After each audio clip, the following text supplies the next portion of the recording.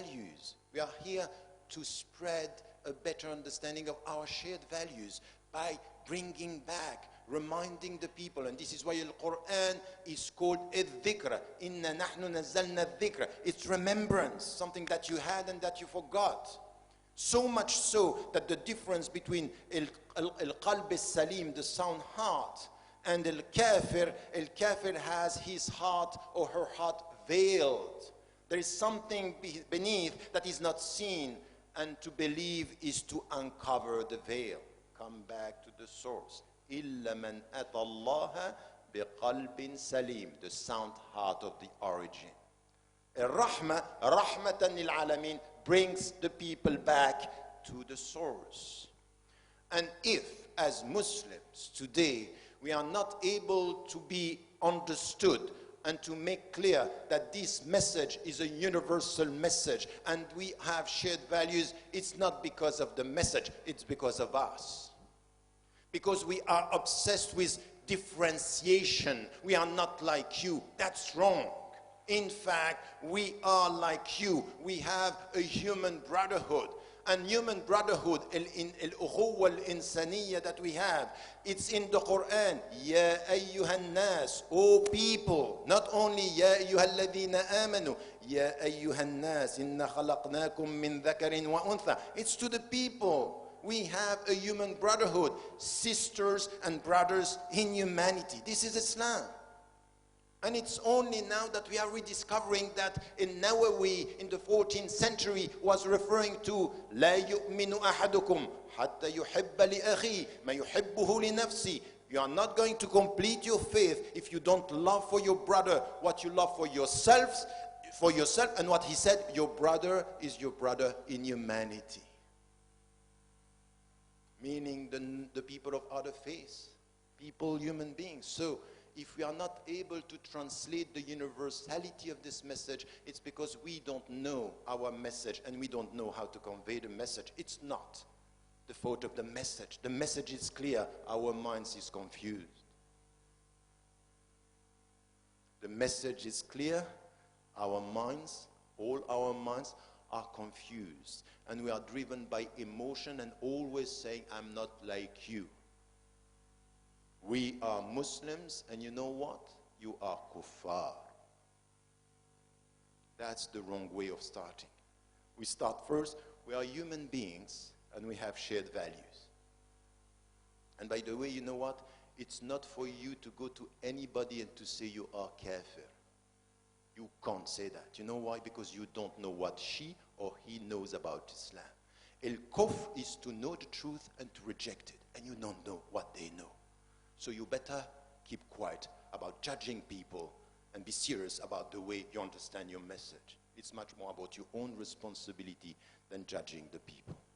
This is the first step here in our understanding, and this is why I think that we need to come back to Rahmatan lil-Alamin means we have universal values to share and nothing to impose onto people. And we are coming back to the source of our message.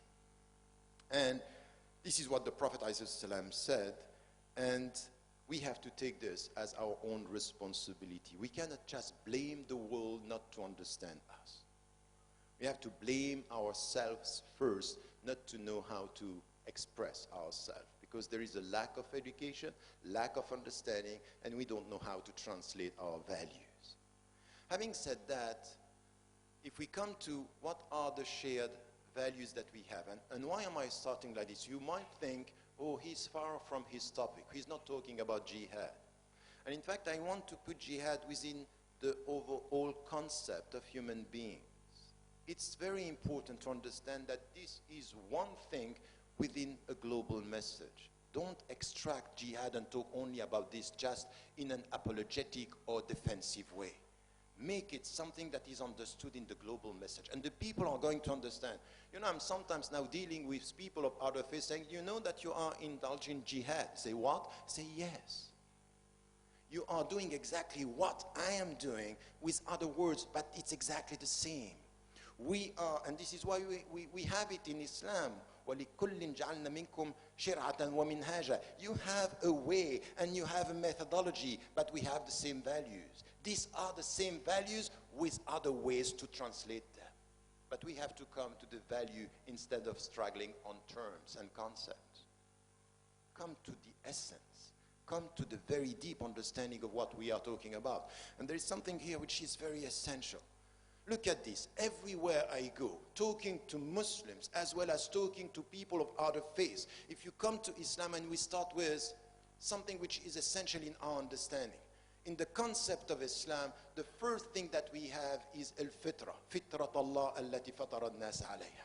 Allah subhanahu wa ta'ala, and Ibn Ashur in his word on al-maqasid is saying we have to come to the fitra to understand the objectives and the overall objectives. Look at this.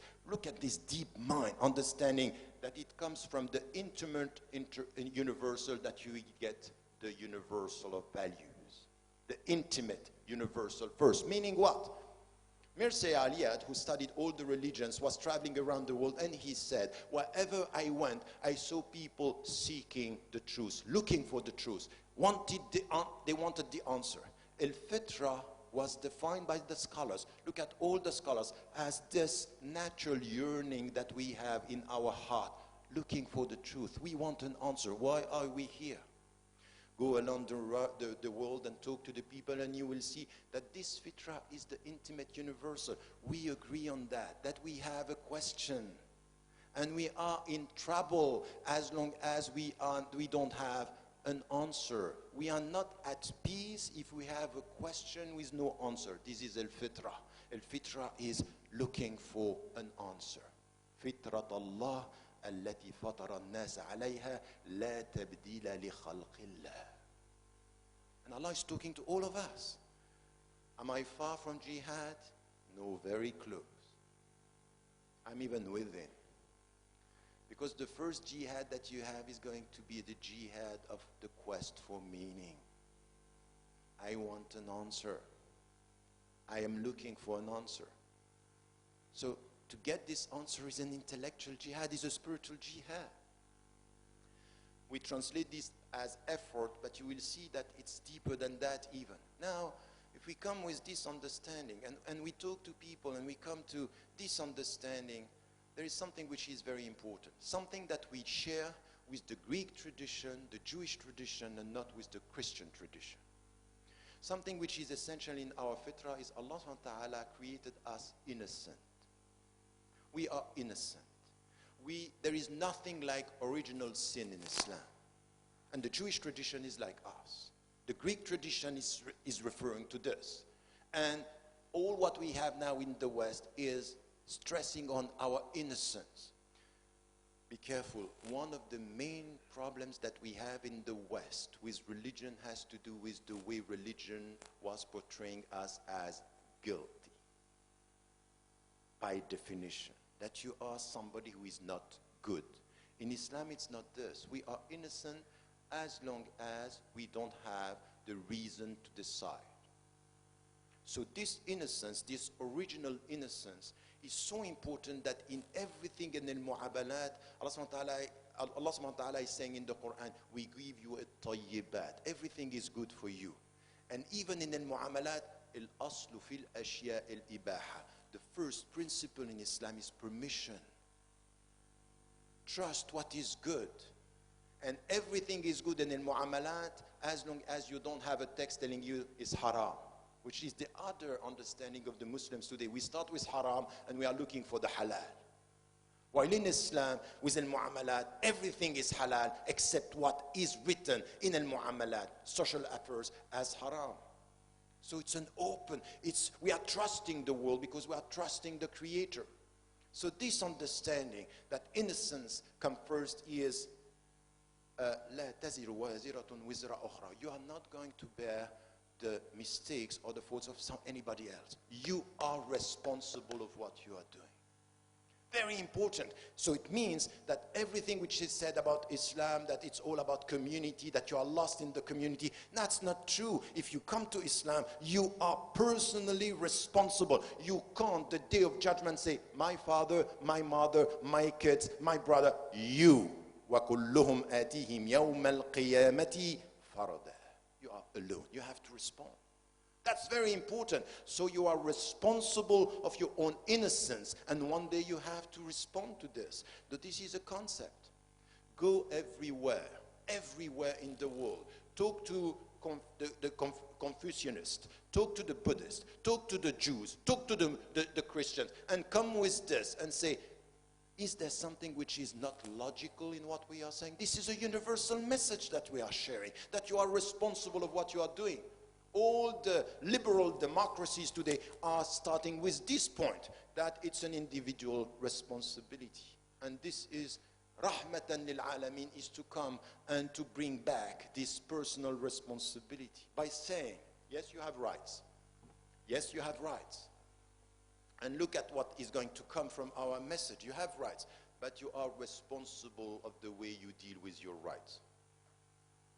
That's the way we have to deal with a responsibility. Who said that? Gandhi, when he got the first draft of the Human Declaration, the Universal Declaration of Human Rights, he got it before it was written and said. And he said, after a few months, he responded to the guy who sent him the text. He said, I'm sorry for the delay, but I just wanted to add something that my mother taught me, that with every right you have, there is a responsibility. That's a universal message. That's what we are standing for. It is Gandhi's Islamic statement. Halal one. But this is exactly where we stand. This is the universal message. So come to Rahmatan lil Alamin means we are dealing with this. We are dealing with this deep message, a concept of human being. And you hear in the Quran, وَلَقَدْ قَرَّمْنَا بَنِي آدَمَ. We gave dignity to human beings. Scholars were asking, where does this dignity come from? You have all the scholars. You can start from the philosophers. You go to Al-Kindi, to Al-Farabi, you go to Miskawayh, you go to Al-Isfahani, you go to Ibn Taymiyyah, you go to, before him, Abu Hamid al-Ghazali, you go to Al-Shatibi with Al-Maqasid. What are they saying? They are saying that the dignity of human beings is two things. The first is knowledge. عَلَّمَ آدَمَ الْأَسْمَاءَ كُلَّهَا. It's the fact that you are getting knowledge. The second is your freedom. Freedom, you are free. فَمَنْ شَاءَ فَلْيُؤْمِنْ وَمَنْ شَاءَ فَلْيَكْفُرْ. Two features are determining our dignity as human beings. We are people of knowledge, being of knowledge, and free minds, free intellect. We have to choose. That's the starting point. Why? Because at the same time, Allah is telling us you are free, you are full of knowledge, and you will have to take your decision based on knowledge. Which decision? The way I created you, you are going to choose the right path. قُلْ آمَنْتُ بِاللَّهِ ثُمَّ اسْتَقِمْ. Say, I believe in God and follow the right path by doing what? By doing what is nurturing your being. What is nurturing your being? Something which is universal. Go to the yin and yang, to the Buddhist tradition, to the Jewish tradition. Something that you find in Islam is just confirming what was before us and just saying, this is the way you are. وَنَفْسٍ وَمَا سَوَّاهَا فَأَلْهَمَهَا فُجُورَهَا وَتَقْوَاهَا. That's the universal message. We are created with two attractions. Allah subhanahu wa ta'ala is telling us, زُيِّنَ لِلنَّاسِ حُبِّ الشَّهَوَاتِ, that we are attracted by the desires, instincts. This is natural. Any one of you who is attracted by the world is not a natural human being. It's not because Allah doesn't love him or her. It's just he's a human being. And then what he's saying, وَلَكِنَّ اللَّهَ حَبَّبَ إِلَيْكُمُ الْإِيمَانِ وَزَيَّنَهُ فِي قُلُوبِكُمْ. You are also attracted by transparency, truth, and well-being. You have the two. And you are innocent, but you are free, and you have a mind, and now you have to decide.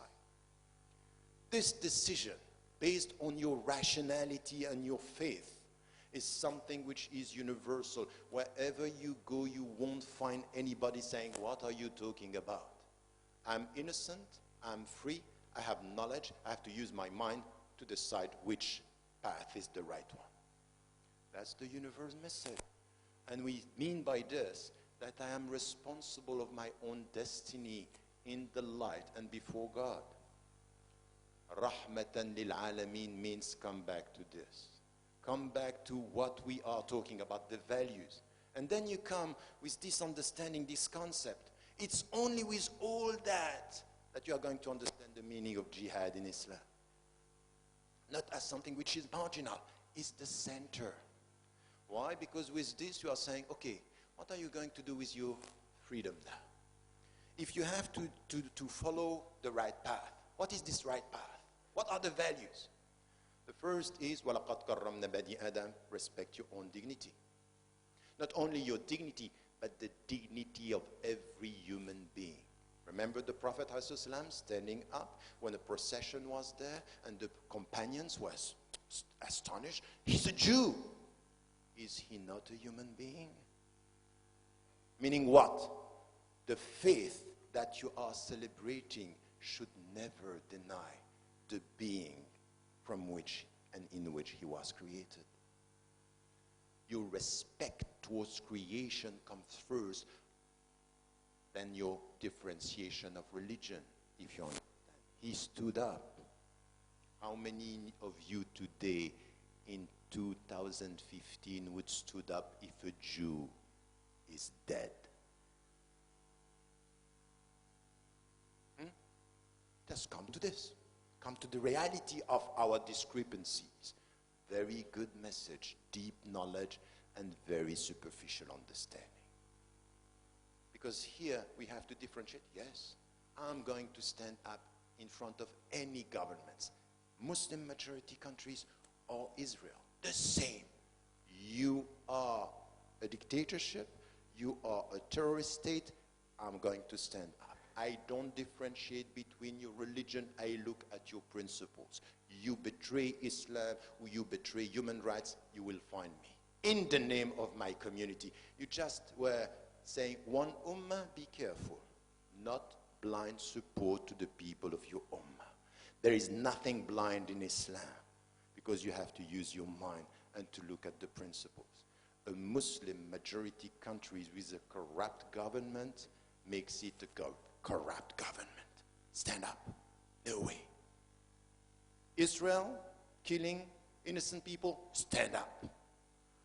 But Burma, but African countries, Western countries, stand up. This is the real understanding of what we are talking about here. This deep understanding, follow the right path. And help your brother or your sister when he or she is right, or when he or she is wrong. By doing what? Stopping them from doing wrong when they are doing wrong. That's not me. That's not the modern message of Islam. This is the Prophet ﷺ. This is a hadith. But we are not doing this. We are so emotional that everything is coming from Muslims. Keep quiet. And we end having to wait for these people to kill innocent people and to have this pressure to come now to be self-critical. This should have been done before. These are consequences of our silence. We are too silent. We end up being under pressure to say, oh, they are killing too many people. But when you kill one with injustice, it's as if you killed humanity. Isn't it this coming from the Quran? Don't you know that it's coming from the Quran? Why are we so silent? And we are blaming the world to listen to the people who are vocal because they are extremists and terrorists and violent. Stop with this. I like the Khalas, the movement that is done in France with our friend. That's not possible. We have to come to this understanding. So what I wanted to say here is this understanding of human being, innocence, intelligence, mind. We have to decide. We are responsible. What are the values we are talking about? Very important. The value of, in order to use your mind, you have to be educated. Education. In order to support humanity, you have to share and to promote human dignity for all. Second. Third, justice. Fourth, justice comes with freedom in our society. Any Muslim majority society where they there is no freedom for the citizens to decide and to choose is not following the Islamic message. Amruhum shura baynahum means you have the right to express yourself in social terms, cultural terms, political terms. You have this right. This is Islam. Now we understand, coming from some countries that were experiencing the so-called Arab Spring, that I never thought it was an Arab Spring, but that's my position. So what they are saying now, freedom comes before Sharia. Yes. It's not only now that we have to say this. First, you have to be free to decide which way you are going to choose. And let the people decide. You cannot impose the way. Why? Because the dignity of our being is also to be able to deal with this. So the freedom that we are talking here about freedom, which is essential. And we are talking about ethics also, objectives, goals that we want to achieve. What are the goals? The first and highest level of our values, objective that we have to translate in our life is also to be struggling for peace. Islam is a religion calling for peace and asking every single human being to struggle for peace, meaning you have to be ready to resist dictators and oppressors in the name of peace. You can't launch a war in the name of exploitation and colonialism. That's not Islamic. But to resist the people who are colonizing and people who are oppressing, yes, you can. Yes, you must. Yes, you have to. This is our message as Muslims. So the point here that we are for peace, we are for justice. And when you come with these values, you understand that these are shared values with all the societies, all the human beings. And by bringing this as a commitment that you are ready to struggle for this, you are sharing these values with the world. And this is where you can see that you are sharing so many values. When it comes to justice, and you go to the Western philosopher, you can see in Islam everything which is said about al-adla is something that you can find in Kant philosophy, Rousseau's philosophy. It's there. We are sharing values. We have to stop with this complex of inferiority that we are always better because we are different. No, you know what is the best way? Is we are better because we implement better our common values. It's completely different. Our betterness, it's not in our difference. Our betterness, it's our faithfulness to principles. كنت خير أمة أخرجت للناس تأمرون بالمعروف وتنهون عن المنكر وتؤمنون بالله. The best community, you know how we translate this in English? We say, you are the best community, you promote the right and you resist the bad. In fact, the right understanding should be, you are the best community in as much as you promote the right and you resist, you promote the good and you resist the bad, and you believe in God. It's conditional. It's not a given. You are not the best community by blood. You are the best community by actions and behaviors and suluk.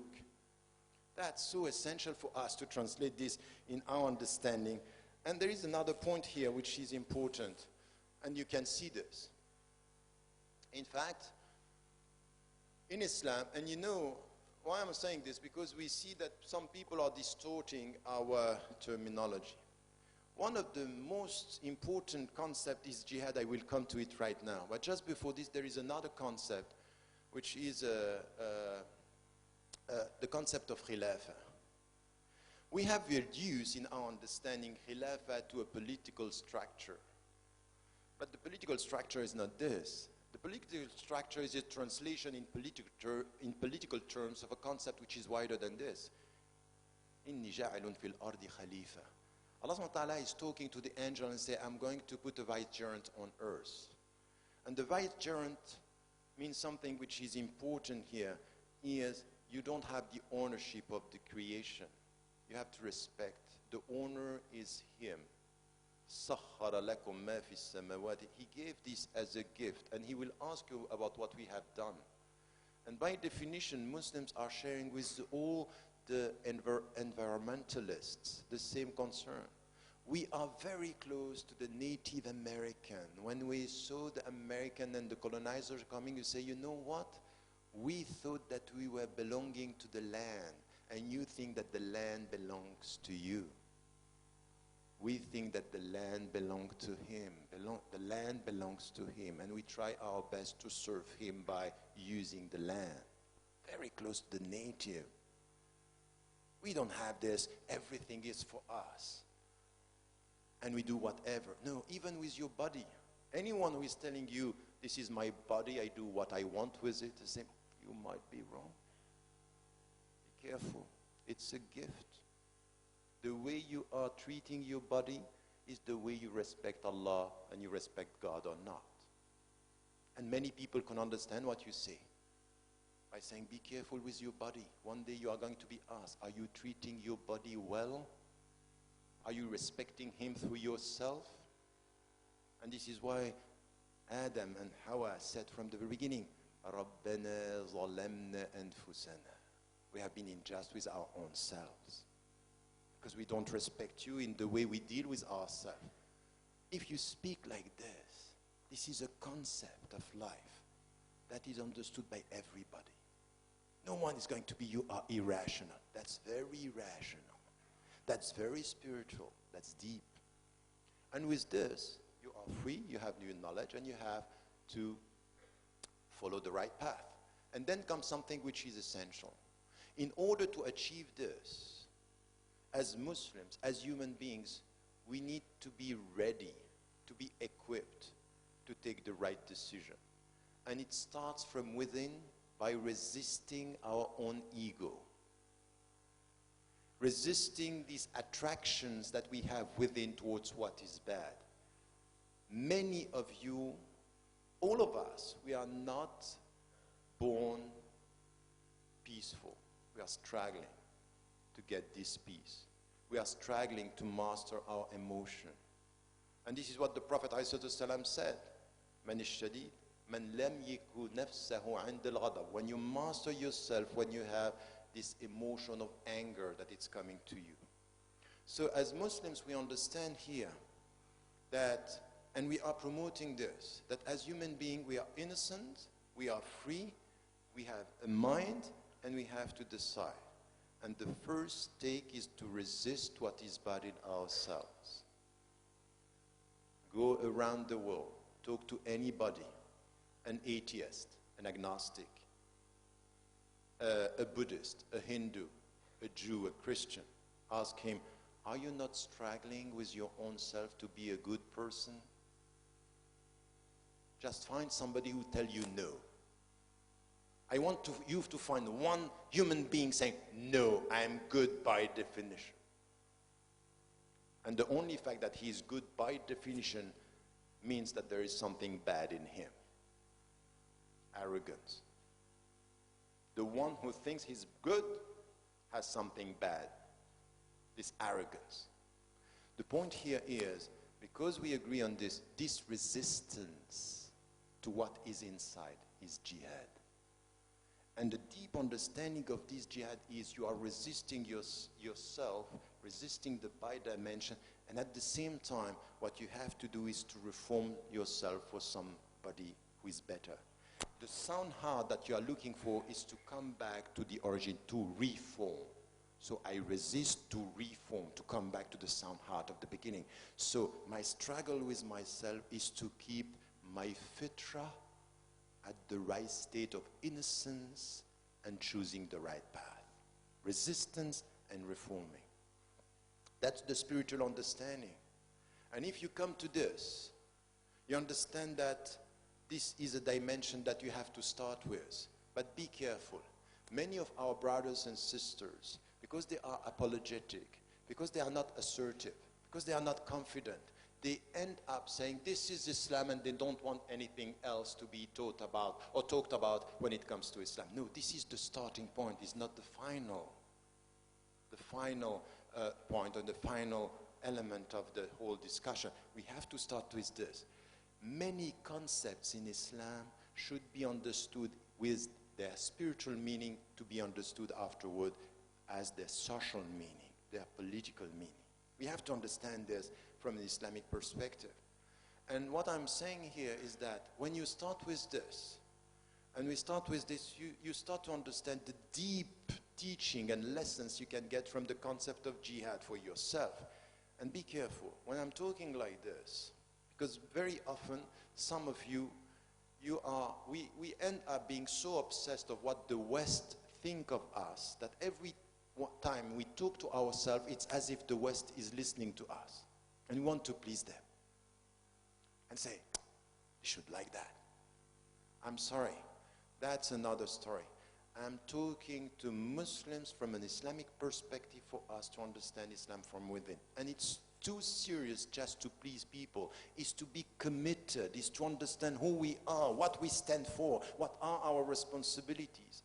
And then at the same time, to talk to ourselves in deep terms, universal terms, and we know that they are going to hear what. And this is what I'm telling you. I'm talking to you as Muslims, among Muslims, knowing that what I am saying to Muslims could be understood by everybody. And this is the universality of Islam. Not to please them, but to remind them. That's different. I'm not here just to please you. I'm here to remind you of things that you are forgetting. And this is why I am a gift. When the people in the West are saying, you are a problem, say, one day you will remember that we have been a gift. We are a gift, if only we understand our religion. A gift, meaning we are not imposing, we are recalling, we are reminding. And then it comes to all what we have to do. So how are we going to translate this dimension? That we are resisting ourselves to promote the value, and then the value with ourselves of justice. You know what? I have to struggle with my own self to keep this innocence in me, to keep this al-ibaha al-asliya in me. You know what it means? I know that there are things that are haram. I know that there are things that are halal, but I know that the space of ibaha, permission, is wide. I have to struggle with myself to keep this space of mubah in me, saying it's good, feeling good, being at peace with myself, having space for communication, keeping the space of ibaha in me is a struggle, because I'm so under pressure of people transmitting to me this sense of guilt, that you are guilty. I have to keep this innocence and to stop with myself being under the judgment of my brothers and sisters. Why? Because our brothers and sisters too often are judging by the look, not judging by the heart. So I have to keep this. I have to keep in me this freedom. I have to be free. How am I going to deal with my own freedom? Allah gave me freedom. What are the external factors acting or targeting my freedom? Any type of addiction. Addiction to social media, addiction to television, addiction to politics, addiction to soccer and football, addiction, you get me?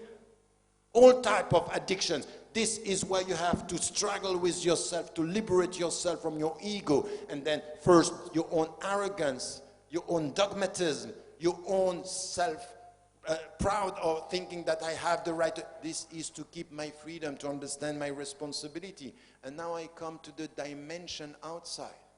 The meaning of jihad is central. You need to achieve your goals in this life. Freedom, justice, dignity. So how are we going to deal with that? And there is something which is essential in Islam. In your practical dimension, these are concentric circles. Start with your neighborhood. Now what you have to do is you have to pray. It's a jihad to pray. It's a jihad to fast. These are the individual jihads that we know. But you can't stop here. Now you have to realize that you have to support human dignity wherever you are, not only for yourselves, but for the people around you.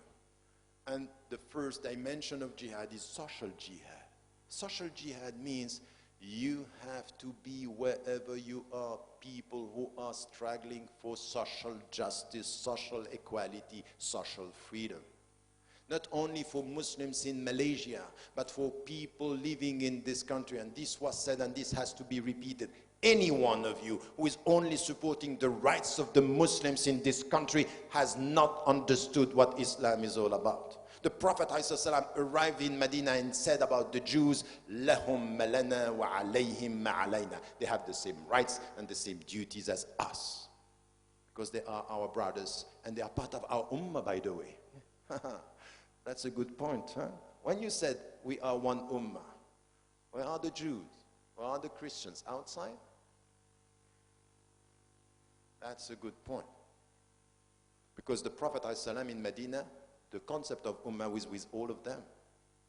So we have to be very careful. There are ummah and ummah. The same as kufr. You know that there is kufr al-akbar, al-kufr al-azhar, al-kufr, bidun kufr. Kufr is not kufr, kafir. No, they have levels. So, and this is deep in our understanding. So the point here in our understanding is this struggle. What we did, for example, with some brothers in Mauritius, I keep on repeating this, the social jihad is a jihad against poverty. And you know who were the people with us? Christians, Chinese. They came to something which is jihad against poverty. The true understanding of jihad.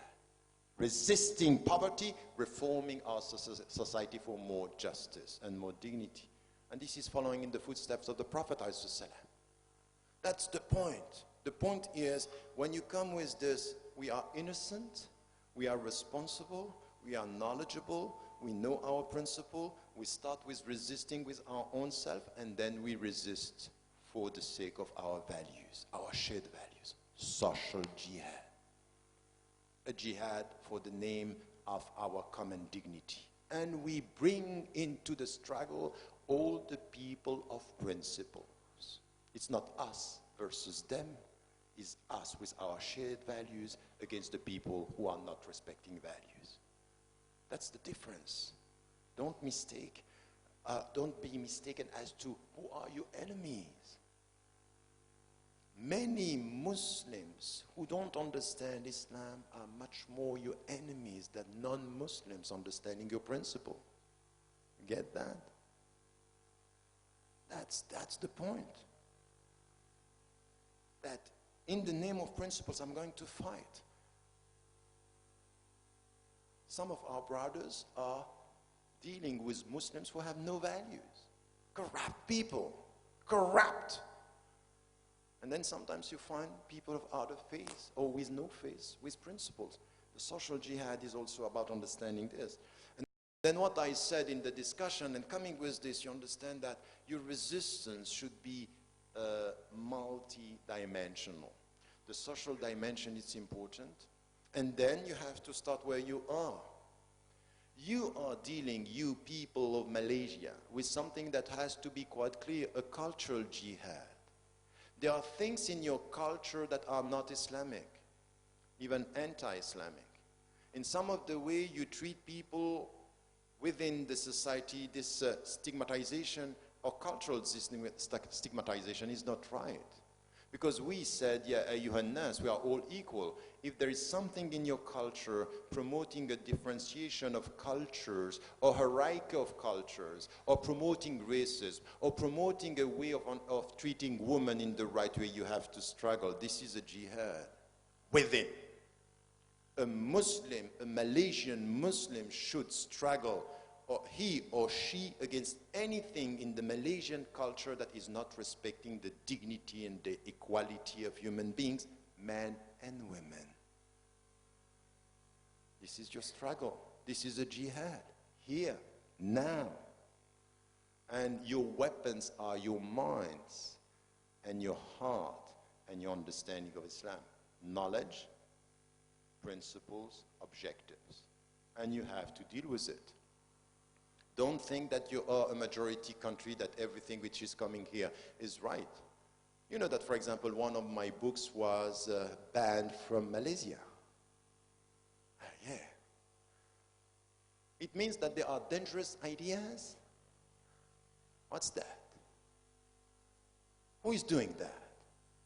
What Islam are we talking about? Thinking that we are protected because we ban ideas?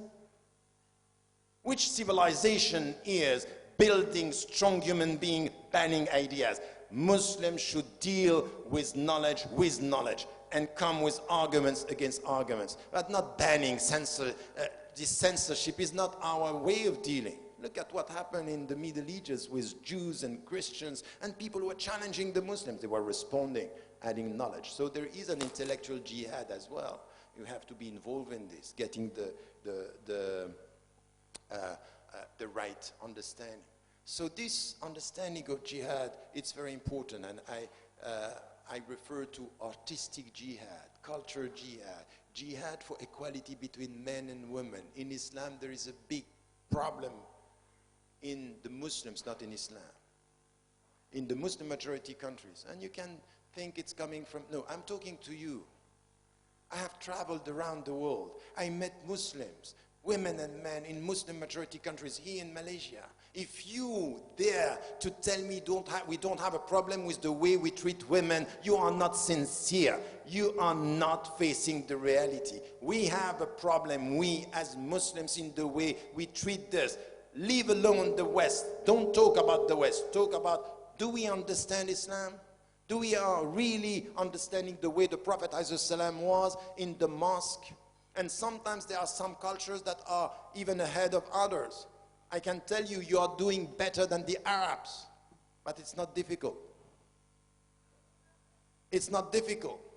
Because what we have in Arab countries and Muslim majority countries and the Arabs, that's just not Islam.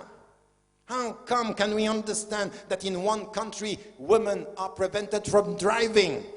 I'm sorry. There is something wrong in our understanding, and this is at the center. And then you go to Al-Haram Al-Sharif in Mecca, and what you have just around is just all these malls to spend money. It's capitalism in the center of our spiritual journey. I don't have a problem with making money. It depends where and how.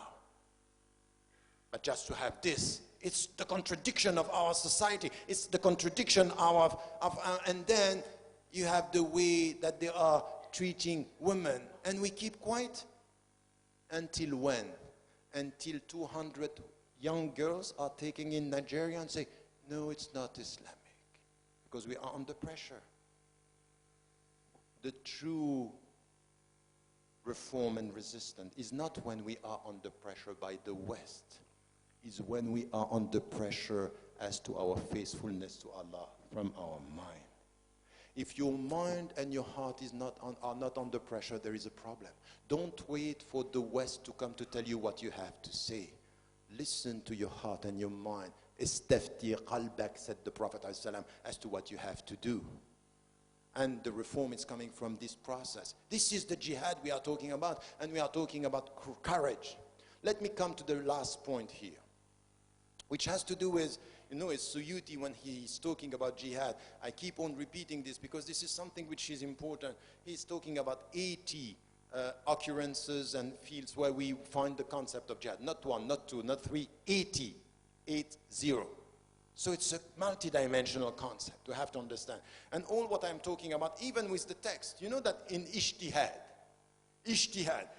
when you are producing a reasoning where the text is open for interpretation, dhanni, and when the text is silent, because there are situations where the text is silent.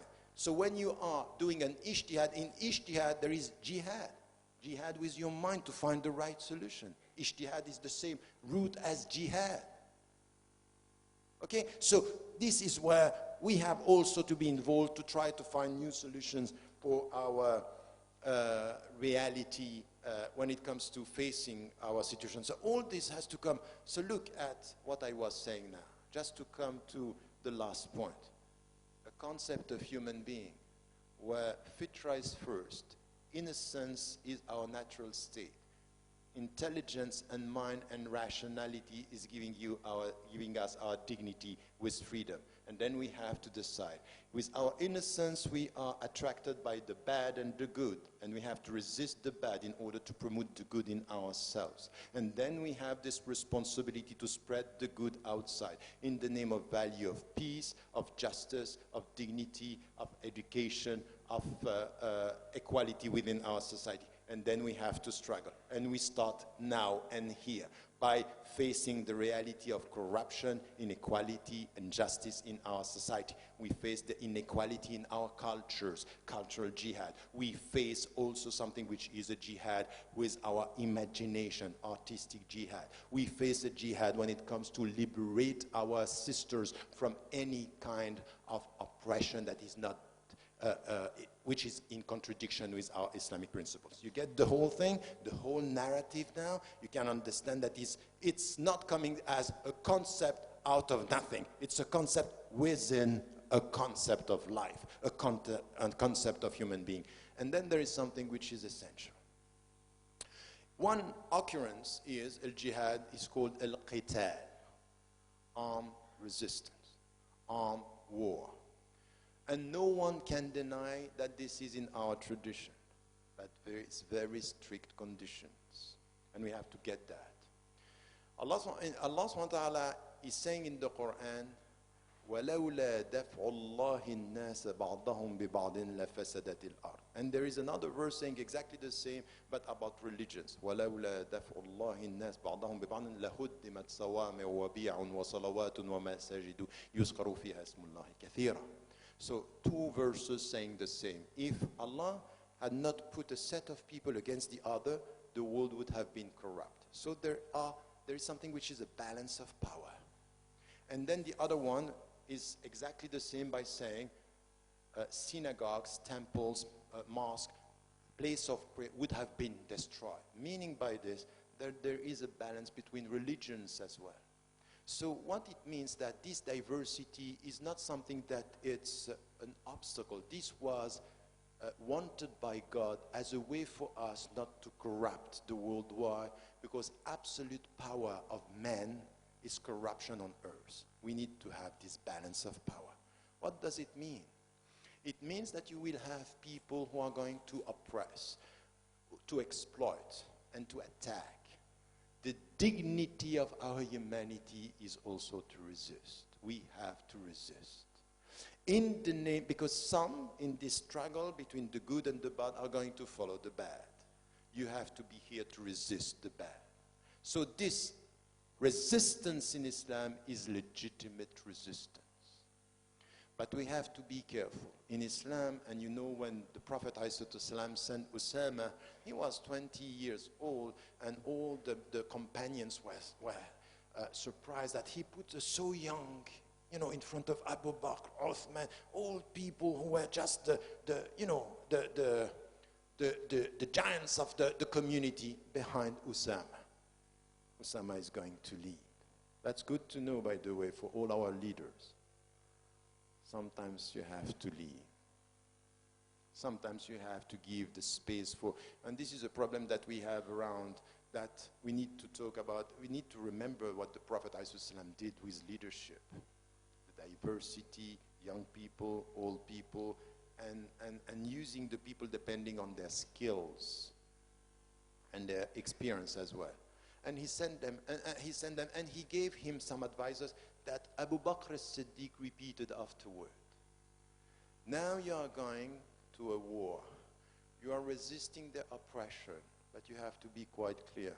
You will not kill any woman, any child, any religious man in the field, and you are not going to destroy nature. Ethics of war. Meaning, yes, you have to resist. Yes, you have to resist the oppressors. And now when we talk like this, are you going to find anybody on earth who is going to challenge this? Isn't it the resistance in France, the people who are the dignity? The resistance in the States, the people who defended the right values, these are the people that we are cherishing everywhere. As Muslims, we have to be clear. It's right to defend our dignity, our societies, and to resist oppression. And this is the call coming from Allah. Some of you, some of the people in this humanity are going to attack you. They are going to oppress you. They are even going to colonize you. Resisting colonization is a right, nothing else. And anyone who is justifying colonization, you would say, never. You will never accept colonization, and it's a right that we have for autonomy, dignity, and freedom. No colonization. So this legitimate resistance is also based on the means that we are using. And we have to be very clear on this. Ethics means of war means that what is our ultimate goal? Why are we resisting? وَقَاتِلُوا الَّذِينَ يُقَاتِلُونَ. You have to struggle against the people who are attacking you.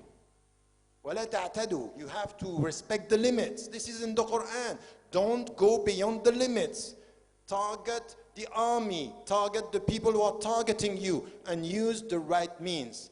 And in the ethics of war that we understand as Muslims, the means that we are using should be as ethical as the goals that we want to achieve.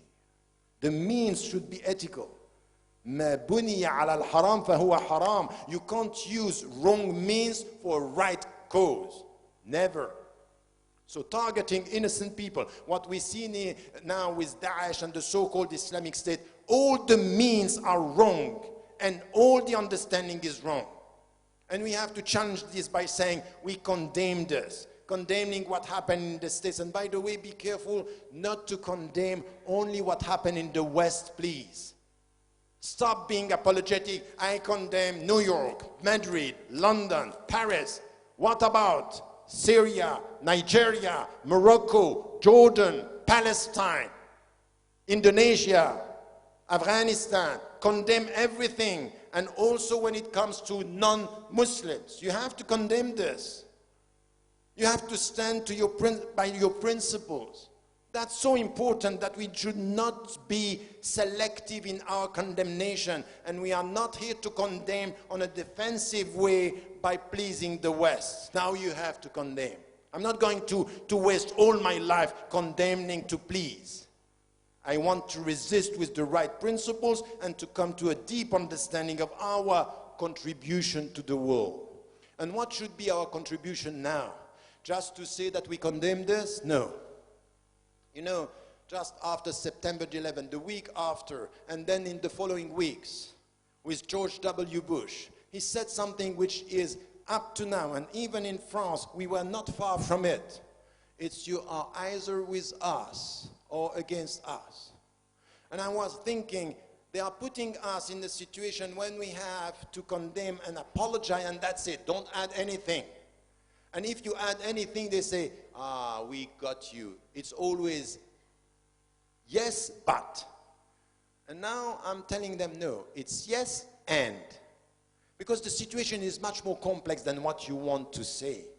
No, George W. Bush, the Muslims around the world, and by the way, the global South, not only the Muslims, they don't have a problem with your values. They don't have a problem with democracy. They have a problem with your discrepancies, your double standards. The problem is with your policy, not with your values. You want to reduce the struggle to a question of civilization. We bring to the table the question of consistency, principles, and objectives. We bring to the table, even in France, this is what we need to be an added value in the struggle. So the intellectual jihad that is needed with the West today, our rahmah to the West, is to refuse to let the West being reduced to something which is an entity, with people saying we are either with the Western values or against. We say, no, it's more complex than that. Yes, we condemn this. Yes, we condemn all that. But now we want to talk about the reasons. There are reasons. There are political reasons. The way you are at war with people in Iraq, in Syria. You are bombing day in, day out. What is happening in Afghanistan? Your silence in Palestine. You want us to condemn with consistency. We want you to manage with consistency. We want you to tackle the issues that we are talking about. Are you not feeling today that the blood of an Arab, an Asian, is less valuable than the blood of a Western citizen? This is what you are creating, an international double standard, acknowledging the fact that there are people who are more valued than others. We don't accept that. So, you got my first point. We remind the people of our common principles. no discrimination, no double standard, consistency, and let us come to being critical with our policies.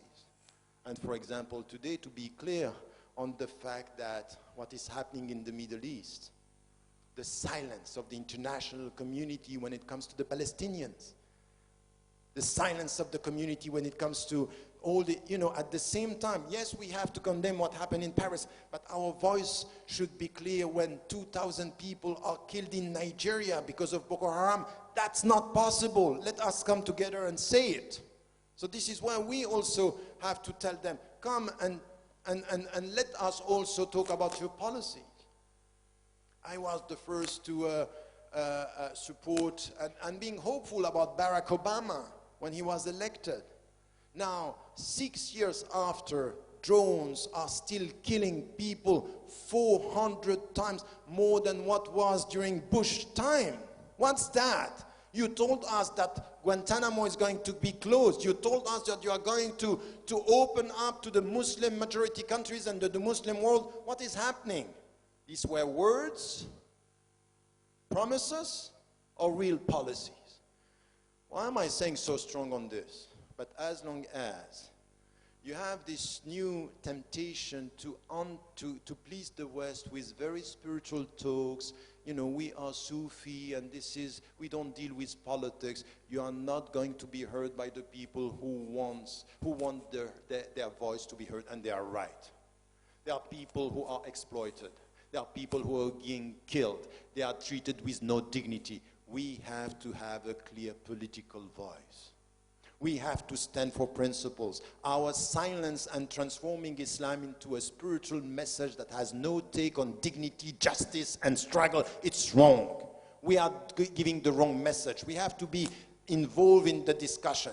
Yes, we are for the democratic principles. We are with dignity, and this is because we are with these principles that we'll find partners in the West, partners in Africa, partners in Asia, partners around the world to come to the democratic values and challenging everyone, Muslim majority countries as Western countries, on one only parameter: consistency with the values that we share.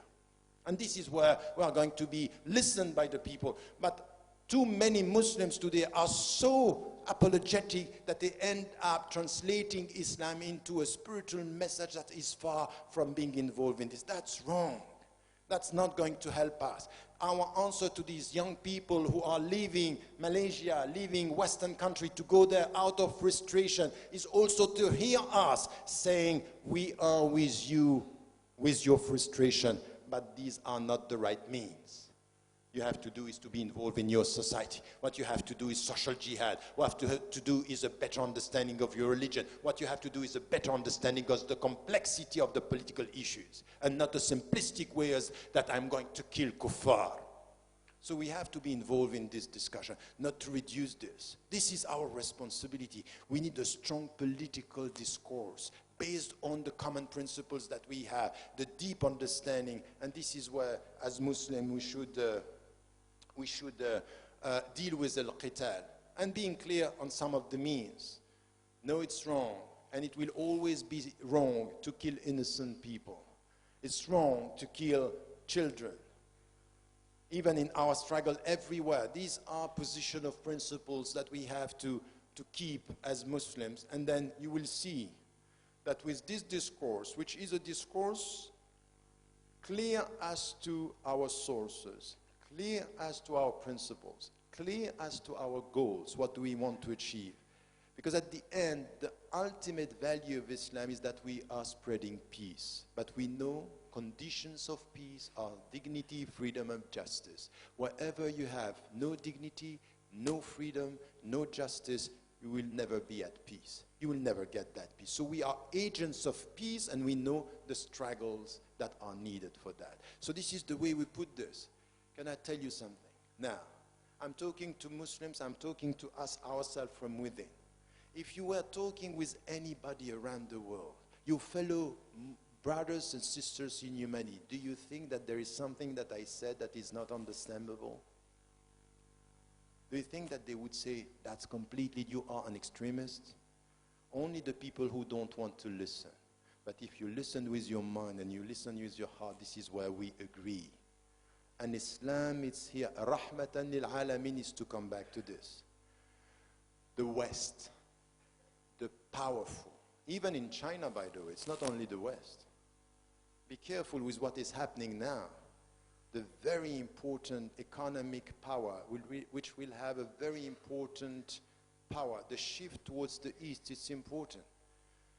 And in all this, are you only going to try to protect ourselves, or do we have to add something into the discussion? I think that we have to add. We have to add and to remind the people with these principles. That's all important. Our added value, our mercy is don't forget humanity. Our mercy is don't forget dignity. Our mercy is don't forget equality. Our mercy is don't forget the spiritual side of everything. I'm dealing with the West day in, day out. And I see also people coming from China when they come to Africa. And there is also something I am a gift by bringing back to the table the discussion about spirituality and the meaning of life. At the end, what is this meaning of life? What are we here for? This is where we are a gift. A gift with courage, a gift with consistency. And I would say to our sisters and our brothers, today, it's a question of courage as well. It's a question of autonomy and being confident. We should be full of hope, and I keep on repeating this to Muslims. Stop looking at yourself from a negative perspective. Be positive. Say Alhamdulillah. Say Alhamdulillah and struggle. Not Alhamdulillah and sit down. Say Alhamdulillah and be courageous. Say Alhamdulillah and face corruption. And please don't be Muslims by proxy, waiting for a charismatic leader to do the job for yourself. That's the problem of authority that we have. We are looking for names and people. We go and we follow them. No. We follow them only because they follow and they implement principles. So in fact, we are with them in the name of the same principles, not behind them. Don't look for a charismatic leader. Look for a right man, a principled soul, somebody who is courageous and translating your principles into action, and be with anybody who is trying to do that. That's the future, men and women. And may Allah help us, inshallah. Wassalamu.